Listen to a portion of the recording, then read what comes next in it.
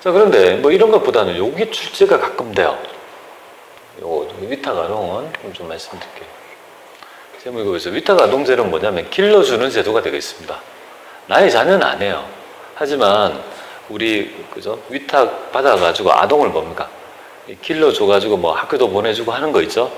그렇게 되면 그걸 부양하기 위해서 기본공제 대상자로 봐주는데요. 부양가족의 범위에 예외적으로 봐주는데 대신에 올해 과세기간에 위탁한 기간이 한 달이면 안 된다는 말이에요. 최소한 몇 년? 최소한 몇 개월?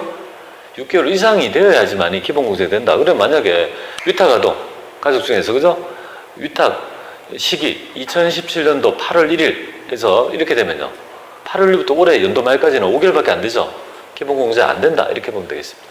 그런 것들 조금 챙겨보시면 되겠습니다. 자, 그 다음에 있죠. 두 번째 중요한 부분이 시험은요, 이 소득자를 여성을 많이 냅니다, 여성을 그죠? 가정에서 많이 냅니다. 그러니까 여자분을 가지고 내는 경우가 한 70% 정도 된다. 이렇게 보면 돼요. 왜 여자분을 낼까요? 남자에 비해서. 남자를 내면요, 부녀자 공제를 못 물어봐요. 그죠? 그러니까 여자를 내면 추가적으로 고려할 부녀자 공제 요건에 맞는지를 체크해서 그걸 반영할 수 있는지를 물어보는데요. 그게 하나의 논점이 되는 거야, 부녀자 공제. 자, 그러다 보니까 어떤 경우가 있냐면 소득자가 여성이면 배우자는요, 남편이 될 거고, 그러면 기혼 여성이 모시고 있는 직계존속은 보통 현실적으로 어떻게 됩니까? 모시고 있는 분이, 기혼 여성이 모시고 있는 부모님은요, 앞에 시월도가 들어가죠. 시자가 들어가잖아요. 시부모님을 모시고 있는 거죠. 여성인데 나의 직계존속 부모님은 친정엄마 아빠란 말이야. 현실적으로 기혼 여성이 친정엄마 아빠를 모시고 있는 경우가 있긴 있지만 드물죠, 그죠? 많지 않다 이거죠. 그러니까 여자가 돈을 번다? 여성이다. 그럼 내가 모시고 있는 친정엄마 아빠가 있죠. 현실적으로 모시고 있는 게 아니잖아요, 그죠? 그러니까 어쩔 수 없이 어떻게 봐야 됩니까? 배우자도 포함되는 개점. 그러니까 배우자의 직계존속과 배우자의 형제자매도 뭡니까? 얘 둘이는요, 두 개의 경우는 모두 인정해 줄 수밖에 없습니다. 배우자도 포함할 수밖에 없는 거야. 그러니까 배우자의 뭡니까? 직계존속도 나의 부양가족의 범위에 해당이 되니까 여성분 같으면 시부모님이 그죠? 배우자의 직계존속이 되니까 그것도 포함되는 개념을 보겠다. 그러니까 시동생 데리고 있어도 된다는 말이에요. 그런데 나의 뭡니까? 여자 같으면 나의 형제 자매가 될 수도 있는 거 아니에요, 그죠? 그래서 뭐 처남 처제, 그죠? 그럼 남자 같으면요, 처남 처제 데리고 있어도 되는 거 요것만 됩니다. 친정 엄마 아빠도 친정이 아니죠. 남자 같으면 처갓집 부모님, 장인 장모님 모시고 있더라도 상관없다 이렇게 보시면 됩니다. 이게 이제 두 번째 개념이 되겠습니다. 자, 그러면 여기서 하나 더 해보죠. 여기에서 어떤 걸 좀 아셔야 되냐면 이거죠. 며느리는 어떻게 될까요? 며느리가 문제예요. 그죠? 며느리가 문제다. 며느리가 여기에 하나 논점이 됩니다. 며느리. 남자 입장이라서 그렇나? 며느리라 하면 남자 입장이죠, 그죠? 그러면 여성 입장이라면 사위가 될 수도 있습니다. 그죠? 며느리나 사위. 그죠? 기본공제 여부 한번 보겠습니다. 이거 한번 논점 하나 새겨보겠습니다. 어떤 논점이 있는지 하나 새깁니다. 출제 가끔씩 나옵니다. 요거까지 좀 체크를 해볼게요. 며느리는 내가 65세 근로소득자라 가정합니다. 소득자. 제가 편의상 제가 남자라고 가정하고 말씀드릴게요. 저는 근로소득자입니다. 기업에 그죠? 지금 근무하고 있습니다. 그런데 우리 이 애가 조원을 했어요. 조원 좀 일찍 결혼을 한 거예요. 둘이 다 뭡니까? 고등학교 3학년이라고 가정합니다. 둘이 다 나이가 뭡니까? 20세 이하라고 가정합니다. 돈도 안 법니다.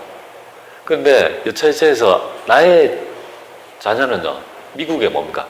어학연수를 떠나 있고 가 있는 상태고, 지금 며느리는 지금 내가 데리고 뭡니까?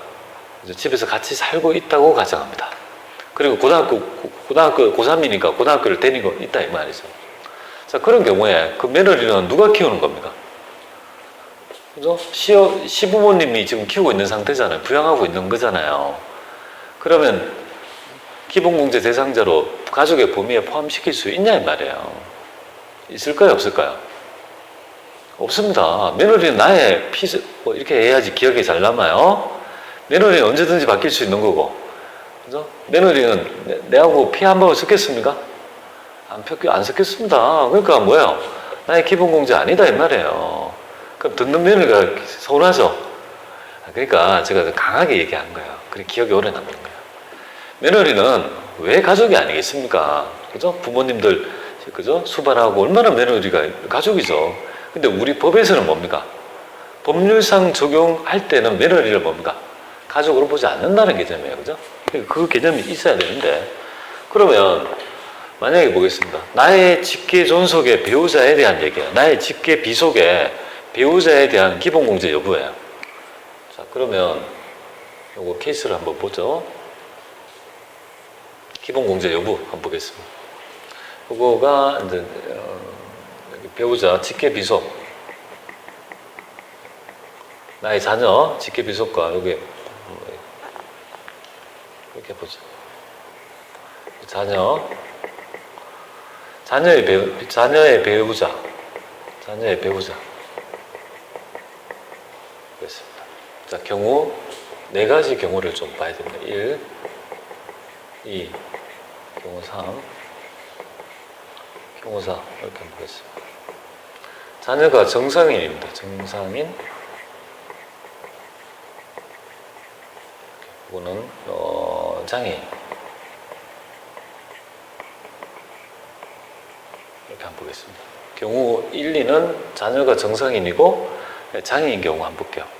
자, 나의 자녀가 뭡니까? 정상인이에요. 자녀의 배우자가 며느리가 될 수 있고 사위가 될 수 있는 거잖아요. 정상인이에요. 그러면요, 이 자녀의 배우자는요, 나의 기본공제가 되지 않습니다. 안 해준다. 자, 그 다음에 자녀가 정상인이고 며느리나 사위가 뭔가? 자녀의 배우자가 장애인이라도 안 해줍니다. 해주지 않습니다. 자, 그 다음에 경우 볼게요. 자녀가 장애인이에요.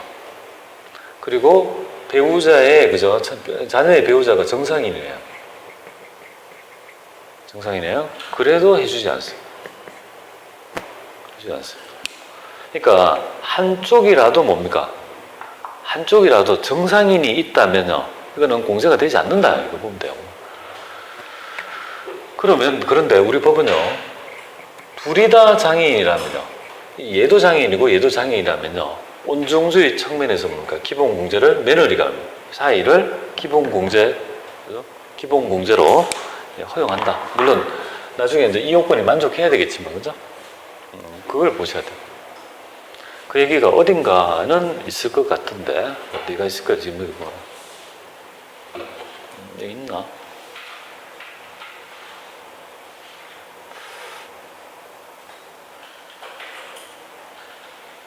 네, 요거 보겠습니다. 주 4번에 봅니다.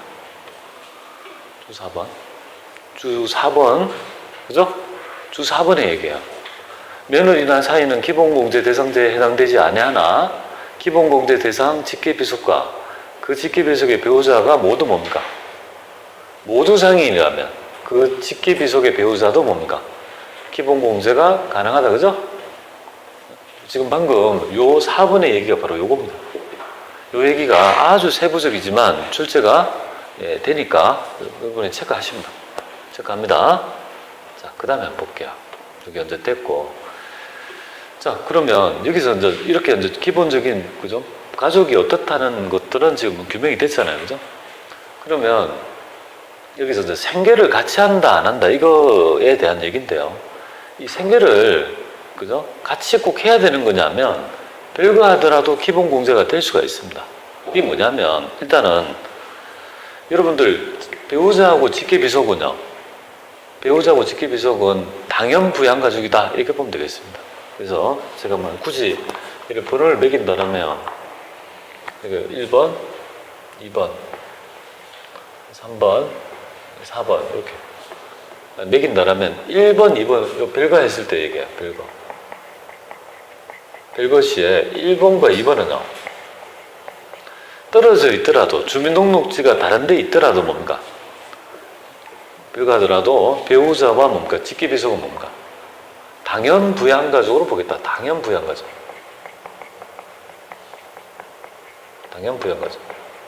본다. 당연히 부양하는 걸로 보겠다. 이거죠. 가장 대표적인 경우가 어디인 경우일까요? 기러기 아빠. 혼자 있다. 애도 가 있고, 와이프도 가 있다. 그럼 지금 떨어져 있잖아요. 그죠? 그렇더라도, 별거하고 있더라도, 당연히 뭡니까? 내가 부양하는 가족으로 본다. 이렇게 보면 돼요. 그죠? 자, 그 다음에 세 번째는 어떻게 될까요? 그죠? 부모님은 별거하면 어떻게 되냐요. 그죠? 주거 형편상 별거를 인정합니다. 주거 형편상 떨어져 있더라도 어떻게 됩니까? 나하고 같이 안 살더라도 주거 형편상 떨어져 있더라도 별거를 인정한다. 부양가족의 범위에 포함시키겠다 이 말이죠. 그러니까 시골에 있는 부모님 또 시골에 있는 처갓집의 장인장모도 뭡니까? 나의 기본 공제가 가능하다 이거죠. 물론 요건을 만족해야 되지만 또 기본적인 떨어져 있더라도 괜찮다 이 말이죠. 네 번째 보겠습니다. 그럼 형제자매는 어떻게 되냐 이거죠. 형제자매가 만약에 있죠. 취학이랄지 학교를 다니기 위해서 질병치료를 위하든지 전근 가서 근무 여건상 있죠. 취학이랄지 질병치료랄지 근무 여건 등에 따라 취약하거나 질병치료 목표 별거 일시적으로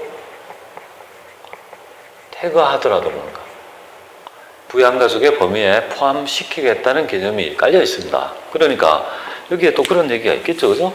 뭐 있나 한번 보자. 자, 여기 한번 보겠습니다. 주 3번의 얘기입니다. 지금 이 별거한다는 말이 주 3번의 얘기예요. 3번에 보면 기본 공제를 받기 위해서는 해당 거주자와 생계를 같이 해야 하지만 구체적인 내용은 다음과 같다 했을 때 1번 볼게요. 주민등록부상의 동거가족으로서 해당 근로자 주소에 현실적으로 생계를 같이 하는 사람을 한다. 이게 원칙이에요. 주민등록부상에 뭡니까? 사실상 생계를 같이 하는 자를 부양가족으로 본다. 근데 보세요. 직계비속 입양자는 주소와 관계없이 생계를 같이 하는 걸 본다. 그죠? 이렇게 보는 거고. 그 다음에 거주자 또는 동거가족의 여기 뭡니까? 거주자 또는 동거가족이 취약, 질병, 근무, 사업상의 형편으로 일시퇴계한 경우도 생계를 같이 하는 걸로 본다. 그죠? 별거하더라도 본다. 그냥 근로자의 부양가족, 근로자가 직계존속에 그 배우자를 포함한다. 배우자의 직계존속도 주거 형편에 따라 별거하고 있는 경우도 생계를 같이 하고 있는 경우로 본다. 이 말이잖아요. 아시겠죠? 이제 그렇게 얘는 지금 뭐 조문을 막 그죠? 이렇게 풀어가지고 막 나열하고 있으니까 여러분들이 논점을 모르잖아요. 그러니까 이거 좀 챙겨드립니다. 요 두 개의 개념이 있죠. 우리 법률상 판단할 때 굉장히 중요한 거예요. 그냥 여기 되고 안 되고 뭐 성형 뭐 어려우면 안 돼요. 뭐 이런 게 중요한 게 아니라고요, 지금. 그런 것들은 디테일한 거는요, 그냥 조금만 보면 되고, 이런 것들이 그냥 기본적인 요건이 될 것 같습니다. 이거 되죠, 그죠? 자, 이렇게 일단 먼저 요거 두 개를 얘기했습니다. 됐죠, 그죠? 그 다음에 세 번째 요거 해볼게요. 그러면, 이런 자들의 뭡니까? 이런 자들의 연령 요건을 얘기합니다. 연령 요건. 우리 법은 이렇게 정의합니다. 이렇게 되고, 연령 요건을 주는데요. 어떤 연령 요건이냐면, 직계비속은요, 몇 세 이하냐면, 연도별 현재 만 20세 이하여야 한다고 규정합니다. 만 20세 이하여야 한다고 규정합니다. 그러니까 연도별 현재 만 20세 이하여야 한다고 규정합니다. 나이가. 그리고 직계존속은요. 직계존속은 어떻게 규정하고 있냐면 연도별 현재 만 60세 이상이라고 정의합니다. 그러면 얘는 형제자매는 어떻게 됩니까? 이렇게 가든지 하나는 포함이 돼야 된다 이거죠. 그러니까 가장 있죠. 대표적인 거 대학생인 만 25세의 대학생이면요. 어디에도 포함되지 않죠. 그죠? 나의 자녀가 만 20세 이하야 되는데, 그러니까 대딩 중에 군대 갔다 온 대딩은 안 된다 이 말이에요. 그죠? 나의 형제 중에 막내 동생이 대딩이다. 25살이다. 안 된다 이 말이에요. 같이 있더라. 나이 요건을 정의합니다. 그죠? 이렇게 돼야 된다. 그죠? 그러니까 20세. 그러면 이 20세와 60세의 의미는 뭘까요? 부양받을 수 있는 나이를 우리 세법에서 얘기하고 있는 거 아닙니까? 만 20세 이하라면 바로 뭡니까? 미성년자고 부양받을 수 있다고 보는 거고, 60세 이상이라면요, 은퇴 나이기 때문에 부양 나이가 된다 이거죠. 그러면 이 중간에 있는 사람들은요, 같이 있다 하더라도 있죠, 기본 공제가 안 된다 이거죠. 나이 요건에. 그죠? 그걸 아셔야 됩니다. 그럼 배우자는 어떻게 될까요? 배우자는 나이 요건을 따질 수 있습니까? 나이 요건을 따지지 않습니다. 배우자는 나이 요건을, 나이가 연령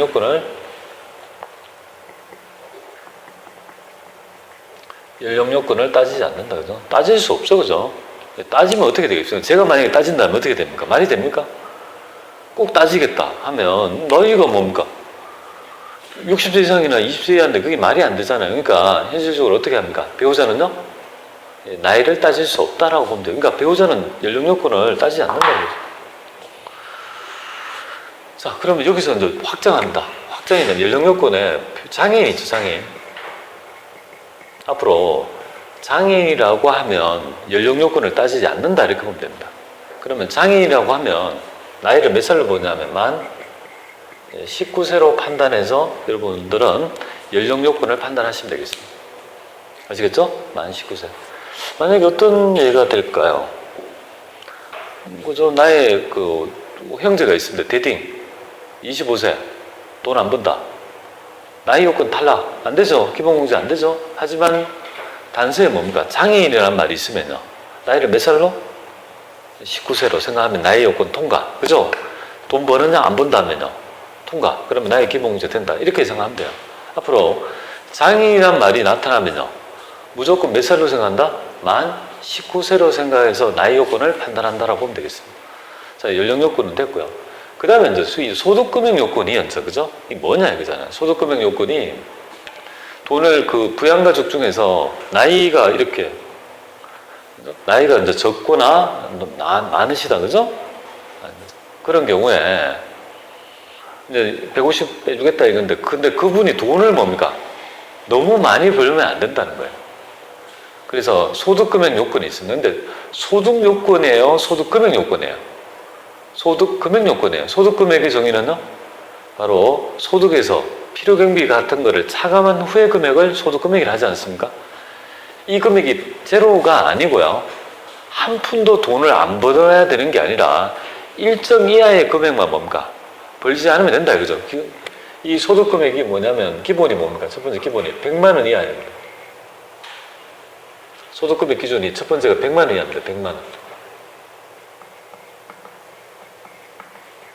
100만 원 이하여야 한다. 소득 금액 기준에 100만 원 이하여야 한다. 그죠? 그러면 도대체 소득 금액이 많잖아요. 그죠? 어떤 소득 금액을 얘기하냐. 그죠? 바로 여러분들은 여기서 100만 원 이하라는 말은 8종의 소득을 얘기합니다. 8종. 입에서 건전기 태양 바다예요. 그죠? 올해 내가 부모님이 계십니다. 부모님은 올해 나이가 70이세요. 돈을 벌지 않습니다. 그리고 기본공제를 쭉 받아왔습니다. 그런데 올해 이사를 갑니다. 그 집의 소유자는요, 아버님이에요.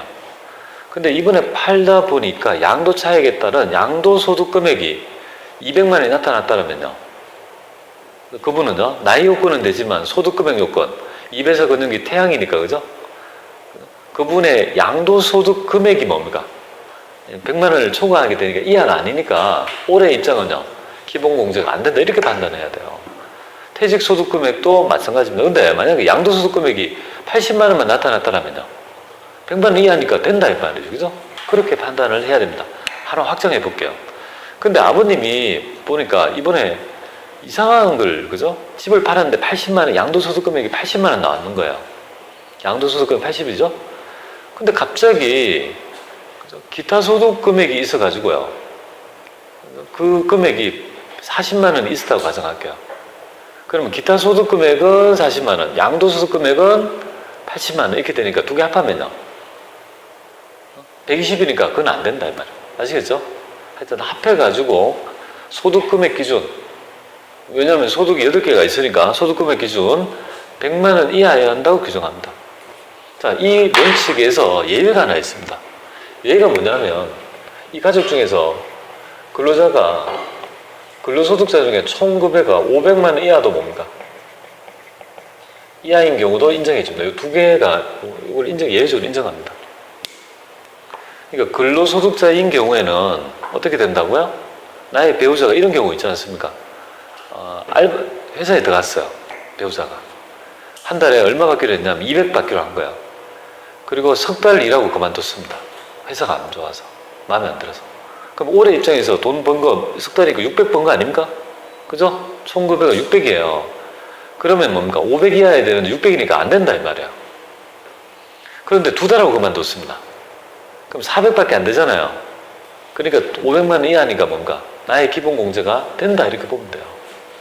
그러니까 어떤 일정한 500이라는 개념을 좀 가지고 있어야 되는데 이 총급여 500은 소득 금액이 제가 어제 70% 공제 준다고 이렇게 하고 있는데 그래서 근로소득 공제 70%면 150이잖아요. 그죠? 150을 소득 금액으로 환산하면 150이에요. 500만 원 이하는 근로소득 공제를 70% 인정해 준다고 했지 않습니까? 150에도 불구하고 예외적으로 인정해 주는 제도예요. 두 가지에 대한 개념이 될 것 같습니다. 그래서 여기에서 여기 요 주 1번이 요거죠. 그죠? 연간 소득금액 합계가 100만 원 이하 소득금액이죠.